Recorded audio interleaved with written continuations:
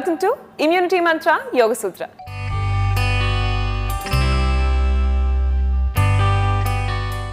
ఈ వారం ఇమ్యూనిటీ మంత్ర యోగ సూత్రలో గొంతుకు సంబంధిత సమస్యలతో బాధపడుతున్న వారు ఎటువంటి యోగాసనాలు చేస్తే బెనిఫిషియల్ గా ఉంటాయో చూస్తున్నాం కదండి. మరి దాంట్లో భాగంగా ఇవాళ ఎపిసోడ్ లో కృష్ణ గారు మనందరికీ ఏ ఆసనం పరిచయం చేయబోతున్నారు.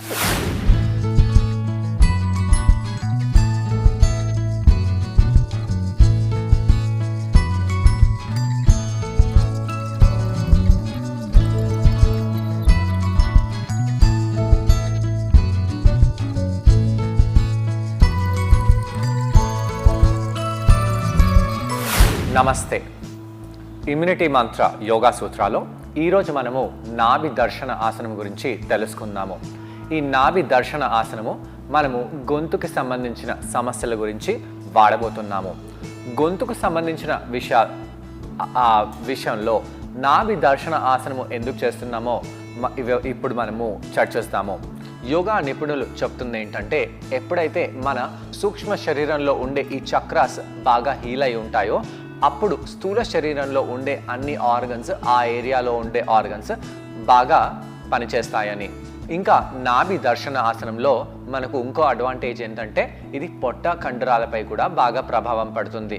దాంతో పొట్టలో ఉండే మణిపుర చక్రపై కూడా ఈ యొక్క ఆసనము ప్రభావం చూపిస్తుంది.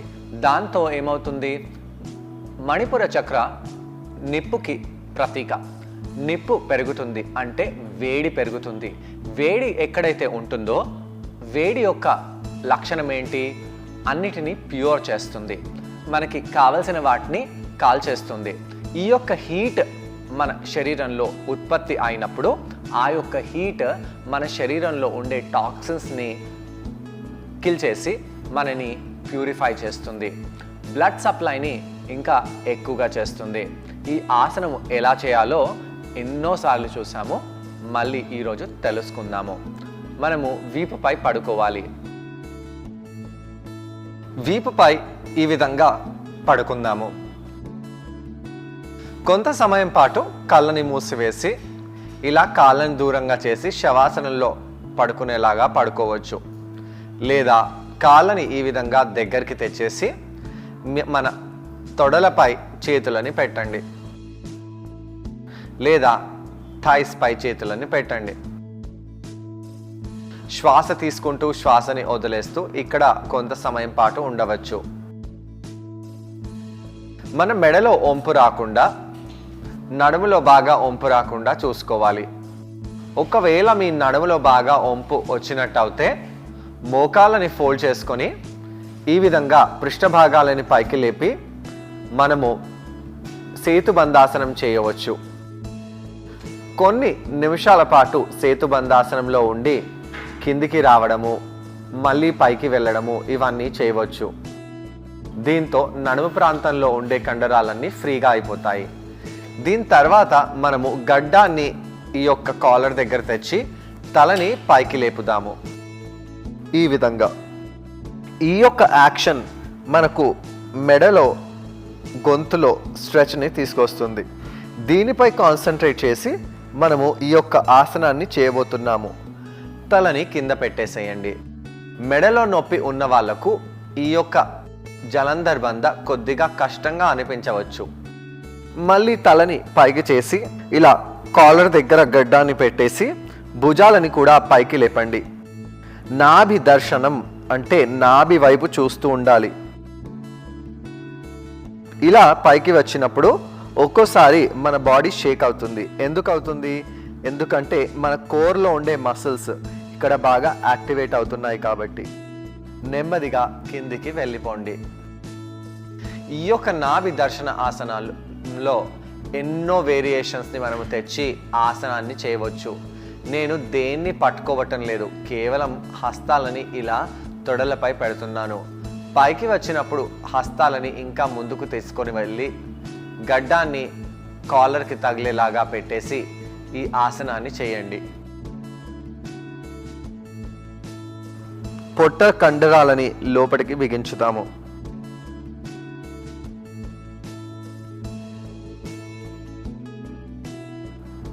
నాభిని దర్శించేలాగా ఇక్కడ కొంత సమయం పాటు ఉండండి.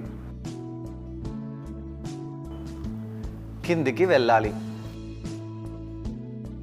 పొట్ట ఏరియా చాలా సున్నితమైన ఏరియా. ఈ ఏరియాలో కష్టపడేలాగా మనం ఏమి చెయ్యము. చాలా తక్కువ మంది వ్యక్తులే పొట్ట ఏరియాలో ఉన్న కండరాలని బలపరచడానికి ఆసనాలని చేస్తూ ఉంటారు, లేదా ఆ కండరాలని నిజంగా బలపరుచుతారు. అలాంటి వాళ్ళు ఎక్స్టర్నల్గా యాబ్ ఎక్సర్సైజ్ చేస్తారు. అలానే యోగాలో కోర్ ఎక్సర్సైజెస్ కూడా చాలా ఉన్నాయి. అయితే ఈ యొక్క కోర్ని మనం ఎప్పుడైతే బలం చేసుకుంటామో మన శరీరము చాలా స్ట్రాంగ్గా అవుతుంది. ఇంకా ఈ యొక్క కోర్లో ఎప్పుడైతే వర్కౌట్ చేస్తామో దాంతో శరీరంలో వేడి అనేది బాగా ఉత్పత్తి అవుతుంది. నాభి దగ్గర ఉండే చక్రము నిప్పుకి ప్రతీక. పైకి వచ్చి ఆ యొక్క కండరాలని లోపలికి బిగించి గడ్డాన్ని మరి కాలర్ దగ్గరికి తెచ్చి ఇంకొద్ది సమయం పాటు అలానే ఉందాము. చేతులని తొడల దగ్గరికి తీసుకొచ్చి ఇలా మనము నాభిని దర్శించుదాము. ఇక్కడ కేవలం మనము మన శరీర పైభాగాన్ని మాత్రమే పైకి లేపుతున్నాము. ఇలా మోచేతులను ఇంకా పైకి అని నాభి వైపు చూడవచ్చు. నెమ్మదిగా కిందికి వెళ్ళిపోవచ్చు. ఈ యొక్క నాభి దర్శన ఆసనంలో ఎన్నో రకరకాల వేరియేషన్స్ ఉన్నాయి. ఒక పాదాన్ని పైకి లేపి నాభి దర్శనాసనం చేయవచ్చు. కిందికి వెళ్ళిపోండి. 10 కౌంట్లు మనము కౌంట్ చేసి కిందికి రావచ్చు. ఎడమ కాలు,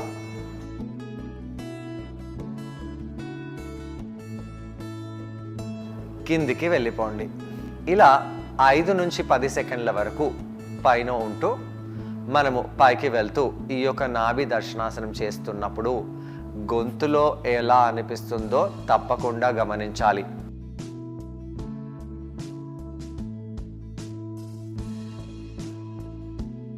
నాభిలో ఏమవుతుందో అది మనకు అందరికీ తెలిసిందే. కష్టంగా అనిపిస్తుంది. దాన్ని సహిస్తూ చేస్తూ ఉండండి.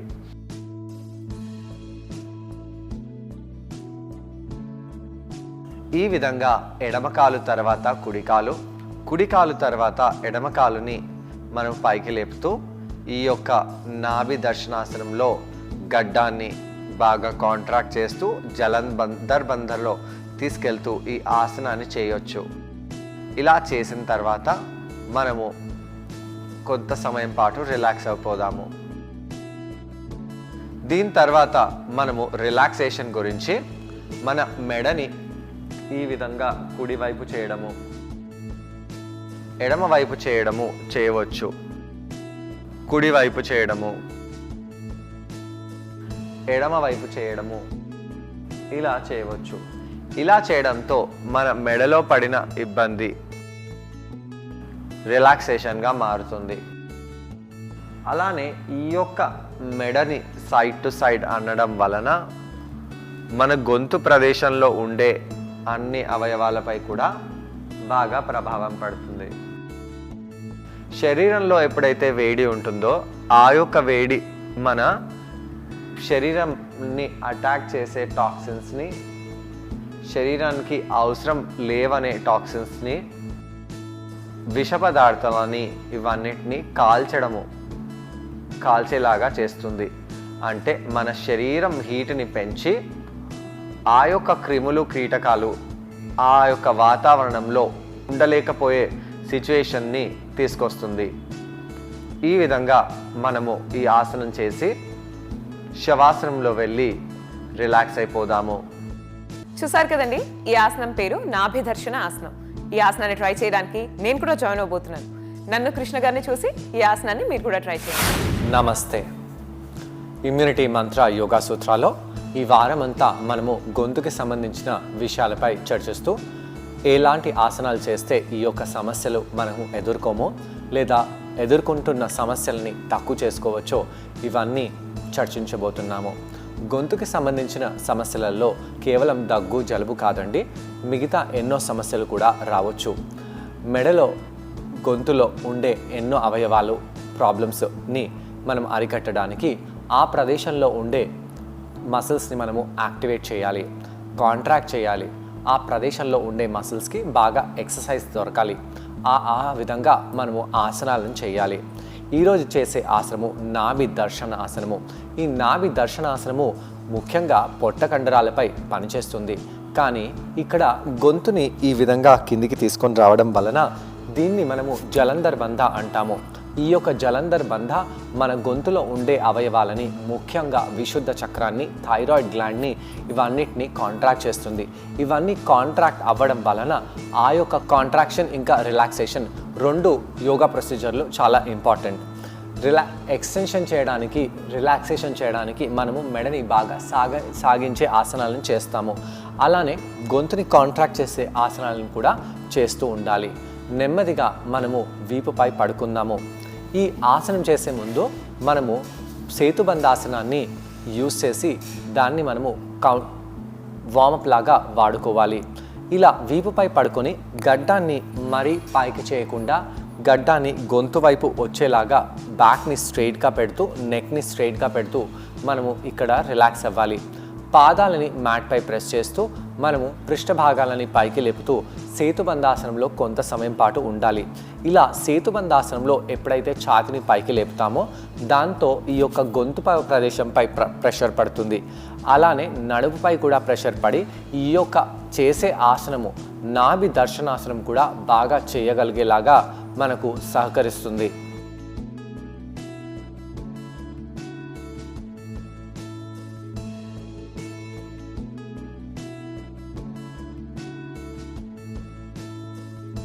కొంత సమయం పాటు ఇలా పృష్ఠభాగాలను పైకి పెట్టి కిందికి చేస్తూ మళ్ళీ పైకి చేస్తూ ఇక్కడ అలానే ఉండాలి.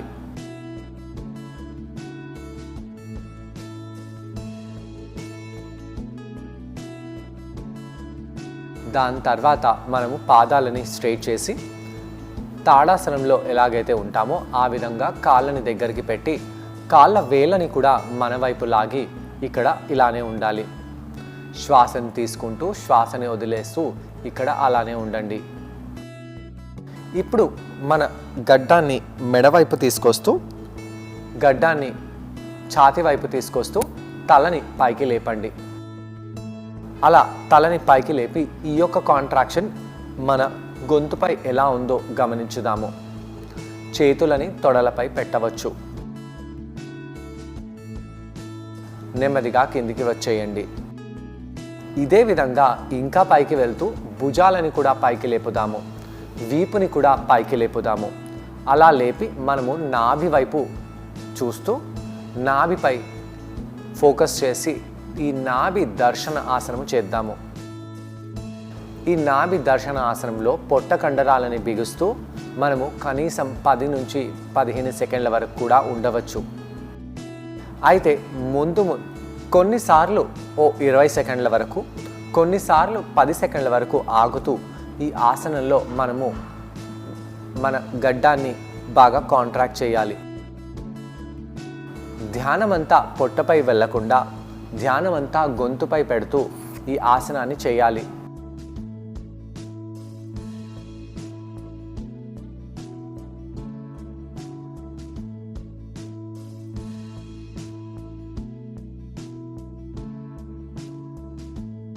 వీక్ మెడ ఉన్నవాళ్ళు, మెడలో ఇబ్బంది ఉన్నవాళ్ళు ఈ ఆసనంలో ఇబ్బంది పడవచ్చు. కిందికి వచ్చేసేయండి. మళ్ళీ మనము పైకి వెళ్ళి పొట్టని కాంట్రాక్ట్ చేస్తూ ఇక్కడ ఉండాలి. ఈ ఆసనంలో మనము ఎన్నో రకరకాల వేరియేషన్స్ని చేయవచ్చు. కిందికి వచ్చేయండి. ఈసారి పైకి వెళ్ళినప్పుడు కుడికాలు 10 నుంచి 15 సెంటీమీటర్లు భూమి కంటే పైకి తీసుకొని వెళ్ళి పెట్టండి. ఇలా ఎప్పుడైతే కుడి పాదాన్ని పైకి తీసుకెళ్ళి ఈ ఆసనం చేస్తామో ఈ ఆసనము పొట్ట కండరాలపై కూడా పనిచేస్తుంది. పొట్టలో ఉండే మణిపుర చక్రము యాక్టివేట్ అవుతుంది. మణిపుర చక్రము నిప్పుకి ప్రతీక. మన శరీరంలో నిప్పు పెరగడము, స్వెట్ రావడము, వేడి పెరగడము అనేది జరుగుతుంది. కిందికి వెళ్ళండి. మళ్ళీ రెండో పాదాన్ని పైకి లేపి ఈ ఆసనం చేద్దాము. నిప్పుని లోపల నుంచి యాక్టివేట్ చేస్తూ ఈ ఆసనం చేసినప్పుడు ఆ యొక్క వేడి, ఆ యొక్క నిప్పు మన శరీరంలో ఉండే టాక్సిన్స్ని కూడా డెస్ట్రాయ్ చేస్తుంది, ప్యూరిఫై చేస్తుంది.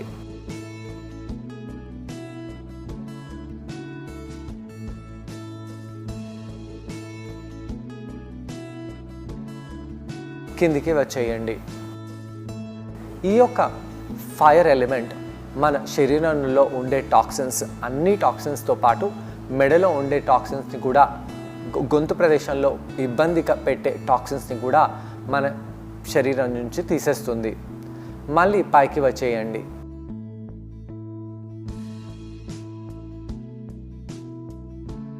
ఈ విధంగా కుడివైపు చేసిన తర్వాత ఎడమవైపు మళ్ళీ చేద్దాము.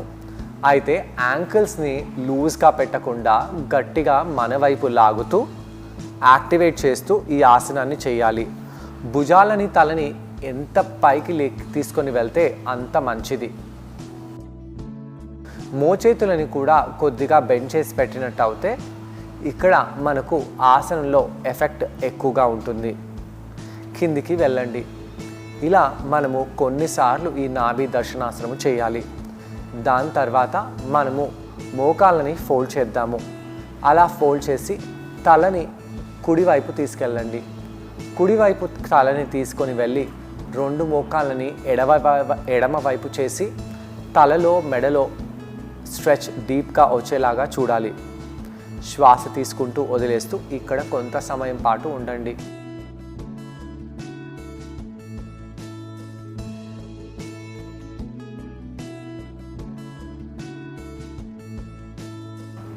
అదేవిధంగా తలని మనము ఎడమ వైపు చేద్దాము. చేసి రెండు మోకాళ్ళని కుడివైపు చేయండి. ఇలా చేసి రెండో వైపు కూడా ఎలాంటి రిలాక్సేషన్ లభిస్తుందో గమనించాలి.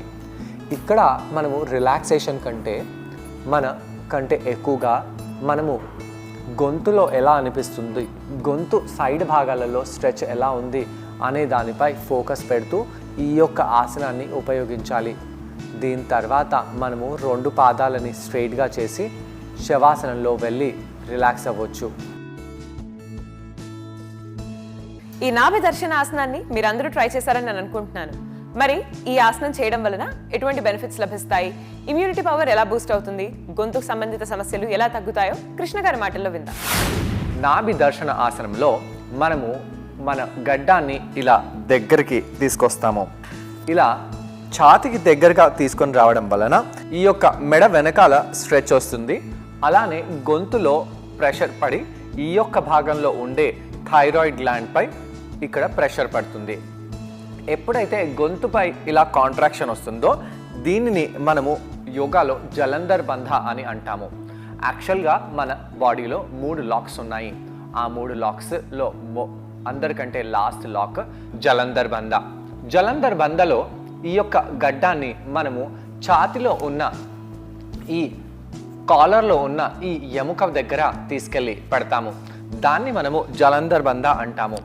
ఈ జలంధర్ బంధ కొన్ని ఆసనాలలో చాలా న్యాచురల్గా అవుతుంది. ఎప్పుడైతే మనము సేతు బంధాసనం చేస్తామో, సర్వాంగాసనం చేస్తామో, హలాసనం చేస్తామో అక్కడ ఈ యొక్క జలంధర్ బంధ ఈజీగా అవుతుంది. ఇలాంటి నావాసనంలలో ఇక్కడ కంప్లీట్గా జలంధర్ బంధ అవ్వకుండా ఆల్మోస్ట్ 80% జలంధర్ బంధ అవుతుంది. ఇలా జలంధర్ బంధ చేయడం వలన మన థ్రోట్ చక్ర అంటే విశుద్ధ చక్రానికి పై ఎఫెక్ట్ బాగా పడుతుంది. అలా ఎఫెక్ట్ పడడం వలన విశుద్ధ చక్ర బాగా యాక్టివేట్ అయ్యి అక్కడ ప్రాణిక్ ఫ్లో బాగా అయ్యి ఆ యొక్క ప్రదేశంలో ఆక్సిజన్ మాత్ర, బ్లడ్ మాత్ర ఇవన్నీ జరిగి ఆ యొక్క ప్లేస్లో ఉండే అన్ని అవయవాలలో రక్త సంచారణ బాగా జరుగుతుంది. అలానే ఆ యొక్క ప్లేస్లో ఉండే అన్ని అవయవాలు బాగా పనిచేస్తాయి. సో చూసారు కదండి, ఈ రోజు ఎపిసోడ్లో నాభి దర్శనాసనం. ఈ ఆసనాన్ని మీరందరూ తప్పకుండా ట్రై చేసి దీనివల్ల వచ్చే బెనిఫిట్స్ ని మీరు కూడా పొందండి. తిరిగి రేపటి ఎపిసోడ్లో మరో ఆసనంతో మరికొన్ని బెనిఫిట్స్తో మళ్ళీ కలుసుకుందాం. అంతవరకు టేక్ కేర్, బాయ్.